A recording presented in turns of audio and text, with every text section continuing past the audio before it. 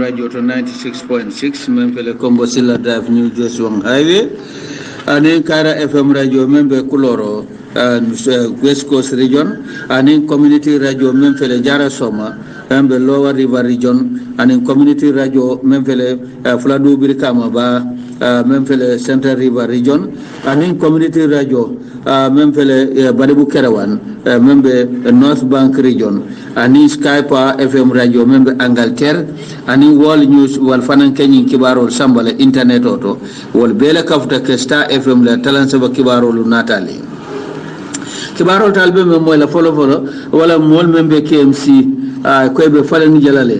natre Papa Ndiaye le tombong independent candidate mel lota ni be carte photo aya fo be ngoto je alba moy la fanan kan fi municipal council julo membe la siata dalasi million kemeti julo membe ni kafu koden kafol tema taring albo fanan moy la fanan ko APRC ni kani IC bulu ko la momen la ba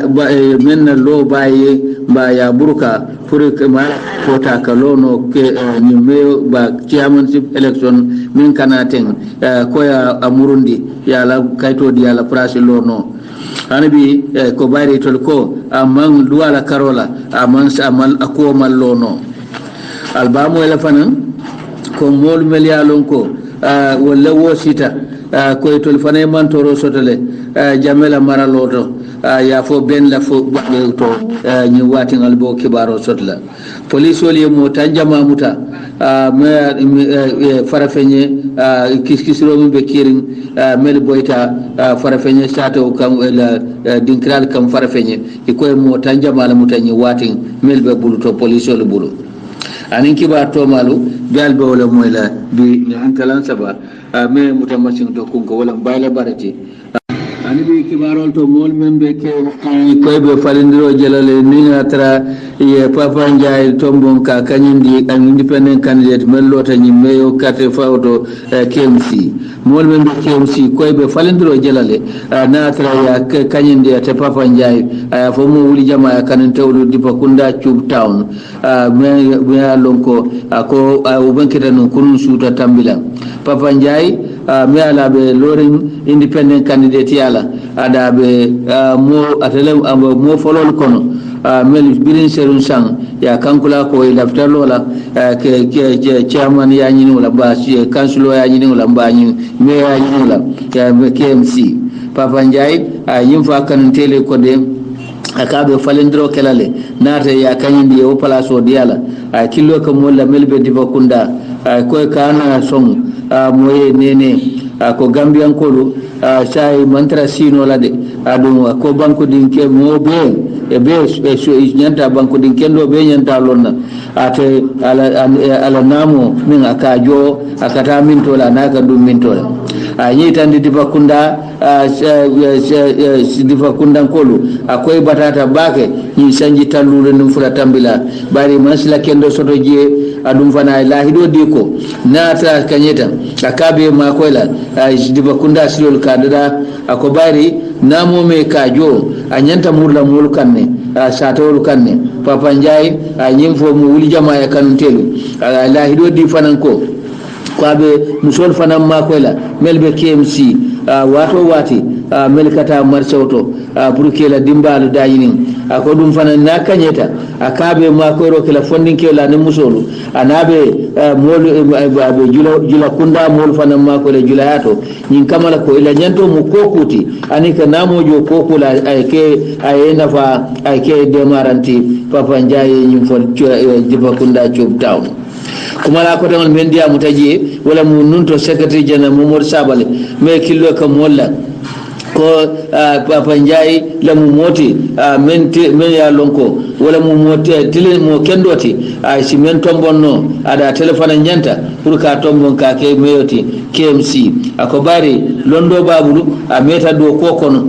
ko Papa Ndiaye ko ati ko kunata KMC la do kolam asa mutanole ayatamanda nyama adunga sa keno ay bete afana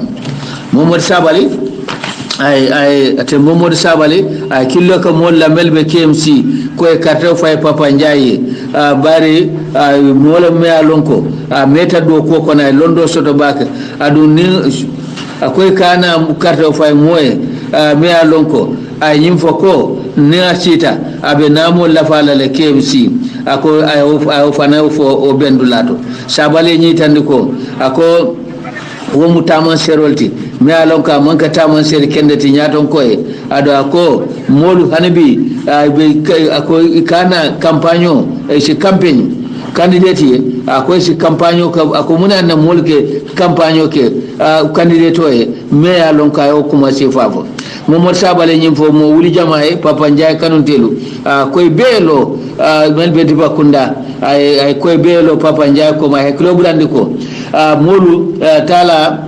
Musa tala Alhaji Musa Ndiaye Papa Ndiaye fama akay mo jamale ma koy adum fanan ay mo fuarolu ay mo jamale de ma fanan ala soto kon Sabale nyi laji fanan ko de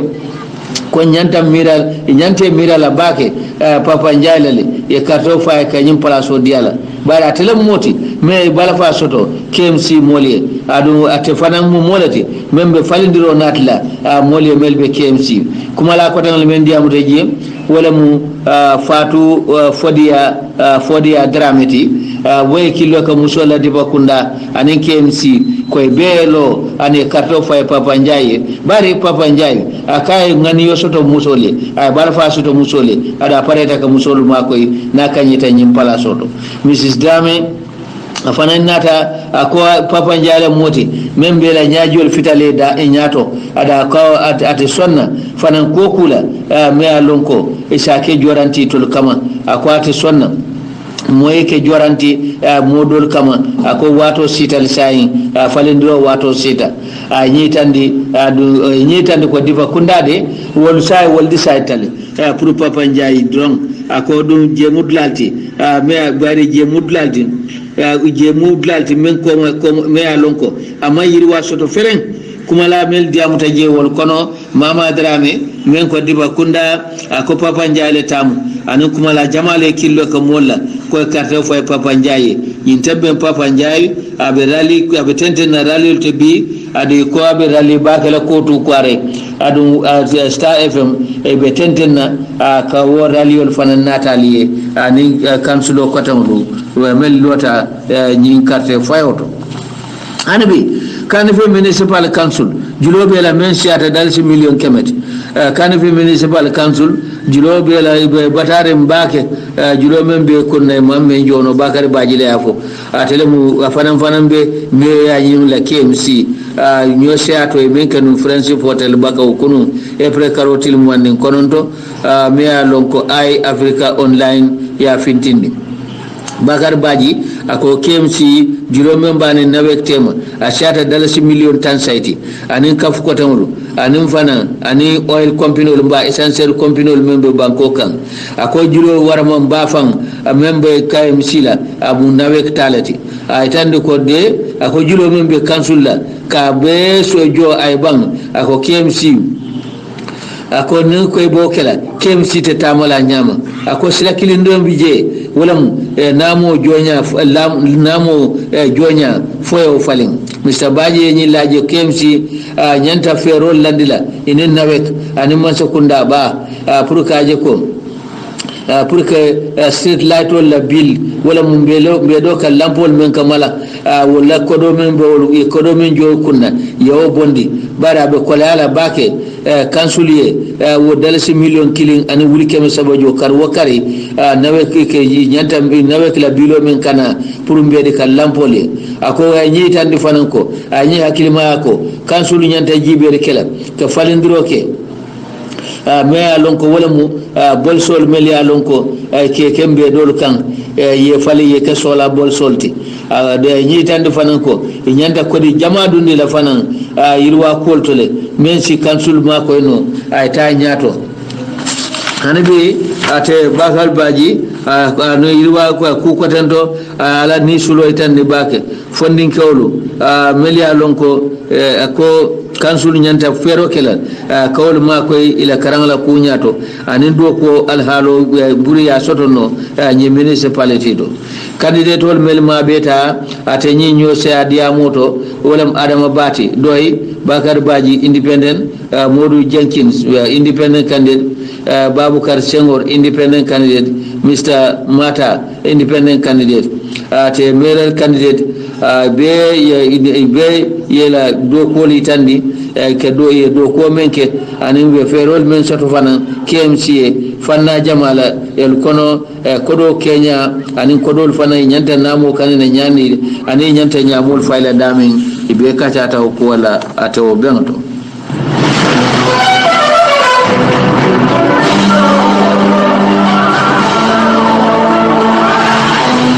anabi ala nyaton ka ko to memo party leader honorable lawyer Ousainou Darboe Secretary General of the United Democratic Party UDP nala executive committee be tamo kala banko be ka banko be murmuru membe datle samatalato me karo telefono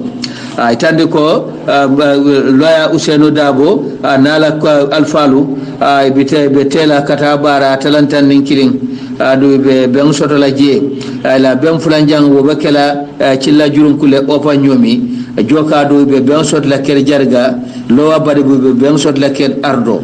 central bade be ben soto la kinta kunda maron kunda ibinana tentenna tamoti membita fotili konondo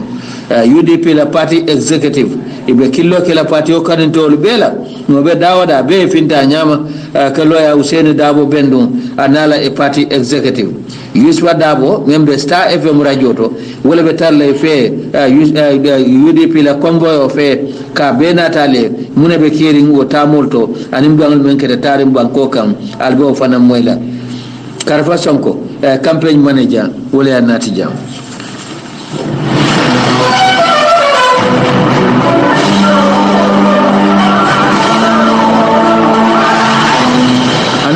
albela moy kan Star FM radio lande radio kotamol melbe denta fe pour que nyi kibarol fotandalma opposition alliance même opposition APRCD ye safero ke independent electoral commission pour nyi kamala ko kadabake ko ya bondi mba ya Burundi ye balang men kanum kafoko pa Amadou Suso amansatol timandi luala Karola pour que lono ke sirantia bala so nyini carte finale kamanta silala to liya itande ko filo bijele e ko lota dalilol men kan returning officer filo keta ko konol APRC wo yini itande fanko de atata silo men nyama aniya ko dundi nyami mem mo jidi city woli petition o men dundi ko mankita bake satollale men satina e sinyimbali lola itande fanko APRC ko tolmo loi me ila candidate o bal lola ko wo sifa ko mol me ya lonko yes soronne kasoto mba ye keda moti melia lonko ye kaso lale ko ani wo sifalu ko dum fana ani duaye mutale fana mba yi alamanle ko sifalu ko jidi sila petition o mensafe niani wol kuntake e bajela ko hellobi jele fulanjang ye nyitande ko APRC ye la petition la nyi petition letter ko follow ya address ya ko ya GDC petition o men save pour nyi kamala ko ka Amadou Susola pa Amadou Susola lo tinya ko niya jibe atata silome nyama manya na kila nyama bari follow nyanta address la returning officer membe o mafa la base tundodo ya ko bari nyi do GDC men ka dron ya letter o save imaki ya kinan amanya na tala no IEC la headquarters dina anyanta tala base area council base area base mafan la ila office men bije APRC tentende kaitande ko ko be me alon ko la letaro me ya safe IEC ya safe ko la party o memo APRC ti ibe tamala chatrol ko do memo section 49 subsection 5 cap 5301 of the Election Act volume 1 laws of the Gambia ye saferoke commission la pour que adane aninka ko bayi ye ko me ta ala mo kama même pa Amadou Susodi APRC melondi me karnala tiltan nim fula local government election me alon ko pa makan kan returning officer member base area base administrative area wala yake kay wala ko tamandi nun kode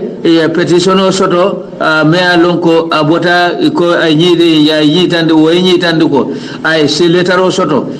mem kalamiroti mem bota Gambia Democratic Congress bulu wala mu GDC party anim boydo e balde membe basse mansejang koy be tamala sarto la section 49 of the Election Act section 17 subsection 3 of the Local Government Act koy ay sembentu ya wala wanyamalam pa makan kan returning officer member basse administrative area member pour election mayor ba chairmanship ni me karotil tan fula aman so ata ya baya reject nomination me alonko pa Amadou Suso ya dundi basse burinyin kamala ko to le ala balanda mem afo ni aja wala ko lo burka mbaya abai wala munyinti fo ala form 3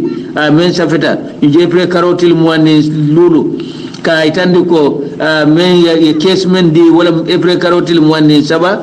men be den pa Amadou Suso la ko ya alamanle bari nena ma sorong ka dundi kasola yelaje returning officer lawo balankan fo mo men aya di ka fa balanta la lolale ay sembe bunda men wala section 17(3)b and section 17(6) member Local Government Act of the Republic of the Gambia. Section 17(3)b of Local Government Act we memfo ako mo 3A ako mo me alonko mo te timanola ka kanye mba ka lono ka mba mo ke londi mba ke kanyendi ka council of pour que consulti na trate mo ba fo muslim fokke section 17(3)b yavo ako na tra ye sentence to death wala mulwaye muta nyante falal mbaye imprison mbaye soronne kula me alon ko dadun tapale yakono mba tilimbal jenko kono mba fitino kono anim fana mbaye duwaye muta kula me alon ko abe den ganna ba daga bëgg mu leer wa ayta bismillah assalamu alaykum wa alaykum assalam borom kër Massar na nga def petition men dindi pour ñu kamal ci pa Amadou Suso balil lola ako woñim foko pa Amadou Suso ina alamanle jul karo kono 2012 Local Government Act ako section 17(3) of Mayor Lonko pa makan kan tamatala a lota men kan ako wade a lota men kan ay buka balan ko madute lo nola wo fomo men ayaki APRC le candidate we akwa man anin loi fota nyoko nin ko mankita loi la sartol lale Suso la petition ay bari ko Suso la petition ay tandi senaring ko ya alamanle bari ma soron kasoto amela kasoto adum toñato ako toña never inenema a sentence to jail wala minenema dundi kasola or imprisonment section 713b wayo seneyandile adu amang sikaw sikatijani jam ñamyo ne day tej sa bab bi Serigne Cissé bu Serigne Babacar ne bo demé ba gis loola nak waaw jàppal ne la muy wax ngelawu seytaane bokk na ca la nga xam ne dafa solo ci sa yaram secondly fulanjang se bunda fulanjang section 17(3) waya seneyandi fananko neata convicted of offense neata ya sorong loi ya muta kol membe dending carte fo kunyal election matters ate muso mba fata kewlam ni loi ya muta karola de mba ya alaman mba ya sorong wa carte fo kulam abe dending carte fo kuwala ate mari ate qualify nola ate lo nola ke palaso nyinin ko jamala palaso ko section 17(3)b of the Local Government Act ya itandi nyame wo drone si abali bali lola ka qualify ndi pour ka lo nyimbunda fulo imprisonment or jail term ni sorong pour tapale ya kola ani jenko mba fitinola wo koto mu minati na trial magistrate ba jojo an fayita alwaye mutaye ki kasoto ado amanna na sila koten kije hutamari kama ninga ta yetumi menna ana tra fanan ade bedendin carte fo kunya la fanan te meyo koke yesu e luaye mutawala waida foye alaman le bang mba foye soronne mba yo ko le kan te mari te timanola pour que lo ka kartaw nyini makamo nyini nyim pala soto ko section 17 6 ya fo nyame o nyamalem woto kamala provision of loi bunda memo 17 BT of the Local Government Act woto Mr. Pa Amadou Suso of the APRC ita disqualify nona ita bal nona lola bari inene masoron kasoto adi ya alaman le doron du sartol kan pa makan kan membe IC ay kumol mel landi kaya bali lola a reject le ko wonin loi lax legal merits wala minyinti amang sembota loi la karola nin ko mamang te lonola loi la karola ala judgment fana ada samba nyami o kamala APRC ko be nyin kaninna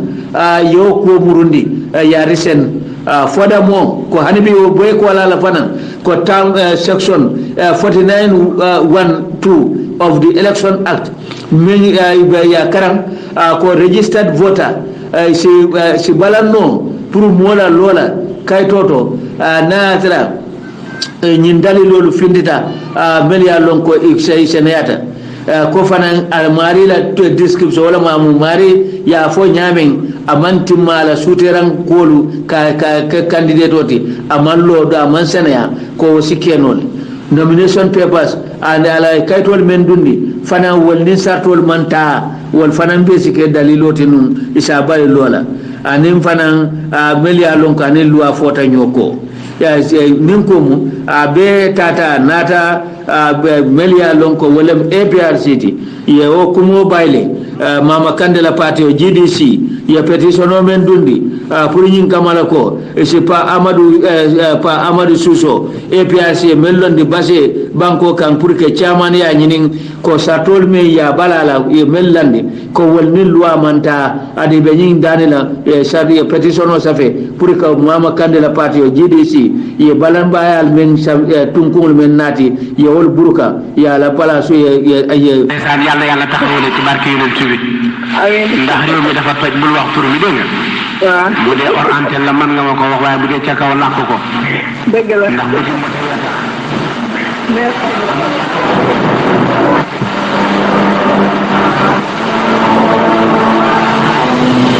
anibi nimbota ya GDC ni APRC la koto nganana sayin family dimbal fana yekumofo me alonko e koy wosita koy tel fana manda soto jamela man sekunda koto biri ben baade pa hari jamme me alonko num aketa solicitor general ti and legal advisor anyi tandi kode etol fana dimbalu e mantoro sotole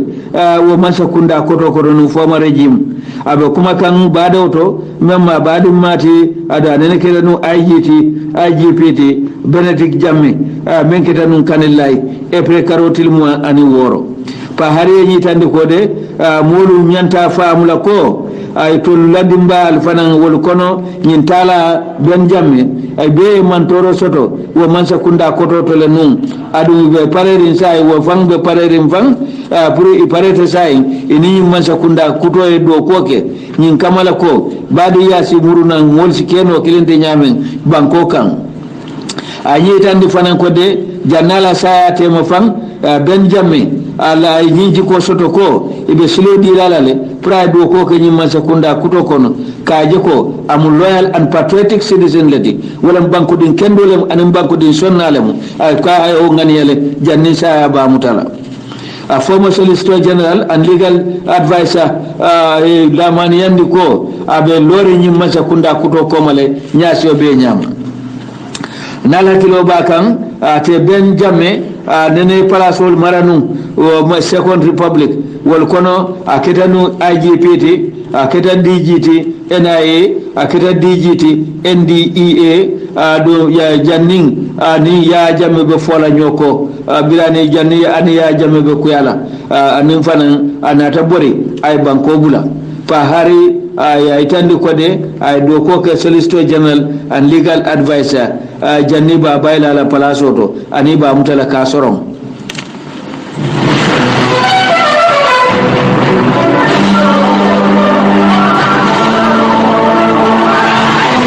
hanibi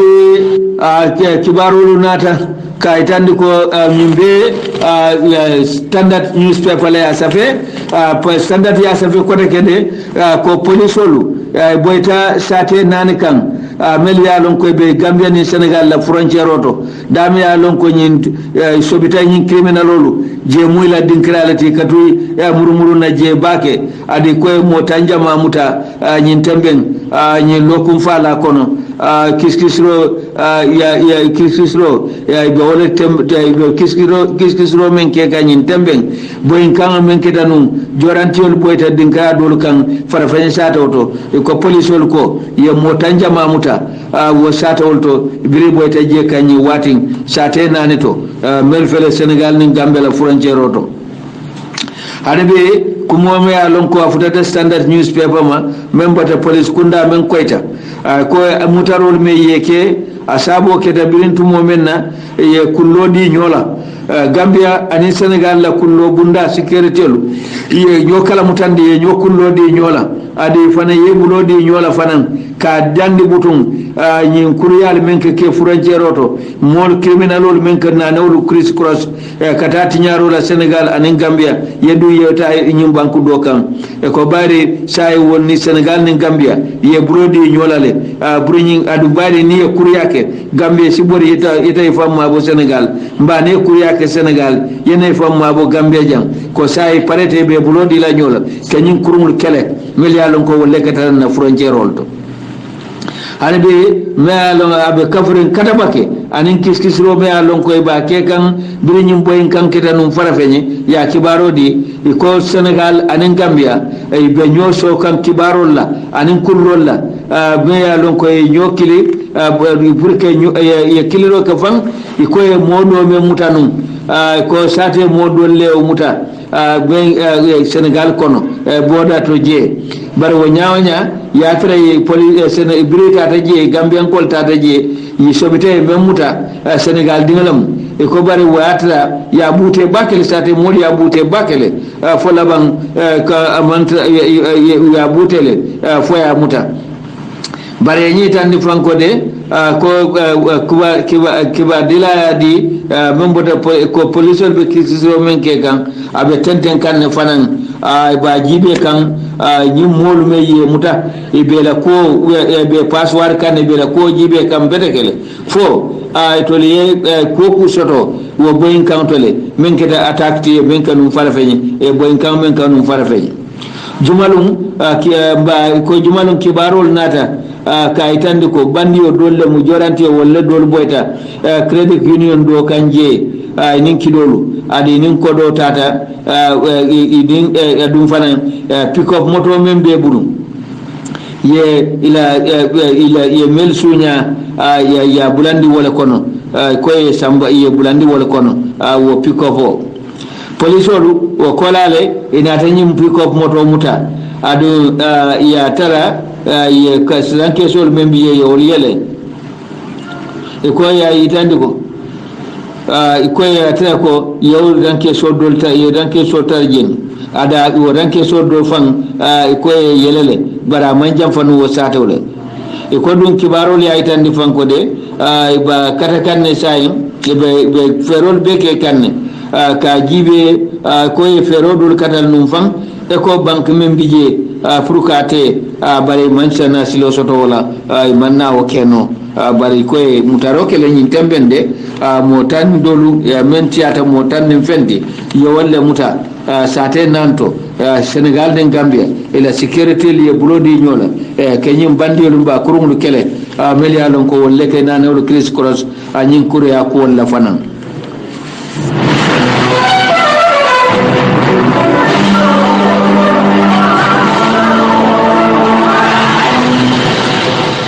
abudum badewlo ngamira mbe kibar kilina tala doron ganana ta kankularol to melbe mbulu jang